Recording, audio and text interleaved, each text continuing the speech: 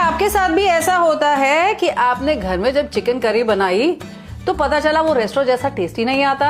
अब प्रॉब्लम ये आती है कि ग्रेवी पतली रह जाती है, वैसी थिक नहीं बनती, या फिर जो चिकन है उसका फ्लेवर ग्रेवी में बिल्कुल आता ही नहीं है। ग्रेवी अलग, चिकन अलग। और रेस्टोरेंट की ग्रेवी में वो जो ऊपर से रोगन यानी कि ऑयल तैरता दिखाई देता है, और आपकी ग्रेवी में वो ऑयल ही नहीं सेपरेट होता, और इसी वजह से वो रेस्टोरेंट वाला फ्लेवर घर पर बिल्कुल भी नहीं आता। इसीलिए तो आज मैं आपको बताऊंगी 5 ऐसे सीक्रेट्स जो आपको कोई नहीं बताता, और फिर देखिएगा आपकी सिंपल सी घर की करी भी बिल्कुल रेस्टोरेंट स्टाइल चिकन करी बन जाएगी।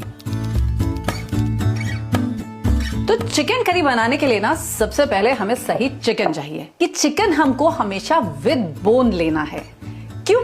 क्योंकि बोन से ग्रेवी में डीपर फ्लेवर आता है। तो रेस्टोरेंट्स का सबसे पहला सीक्रेट ये है कि वो चिकन को मैरिनेट करके रखते हैं, और मैरिनेट बनाने के लिए हमें चाहिए होंगी 4 चीजें। सबसे पहले कोई एसिड, जैसे नींबू का रस या फिर विनेगर या फिर ये दही जैसे मैं इस्तेमाल कर रही हूं। और दूसरा हमें चाहिए salt. Salt is specially important because this helps the flavours to penetrate deeper inside the meat. और तीसरा है फैट यानी कि तेल, और चौथा है एरोमेटिक्स एंड फ्लेवरिंग्स, जैसे आपके मसाले हुए या फिर जिंजर गार्लिक का पेस्ट। ये आपकी करी को देते हैं उसका एक कैरेक्टरिस्टिक टेस्ट।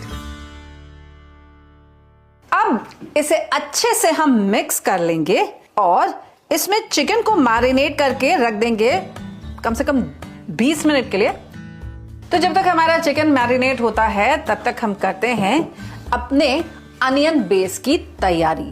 तो मैं ले रही हूं यहां पर ये 4 प्याज। देखिए अक्सर घर में हम लोग क्या करते हैं कि या तो प्याज को पीस लेते हैं या फिर हम उसको स्लाइस कर लेते हैं।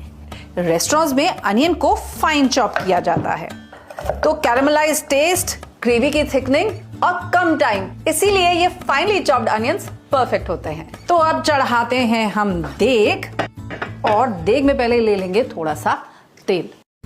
अब तेल मीडियम हॉट हो चुका है। अब ऐड करते हैं हम इसमें सबसे पहले तो 2 तेज पत्ता, 4 मोटी इलायची जिनको मैंने खोल लिया है, 2 स्टार अनीस, 1 दालचीनी का टुकड़ा, 2 फूल जावित्री के, 1 छोटा चम्मच काली मिर्च के दाने, कुछ लौंग और 4 छोटी इलायची।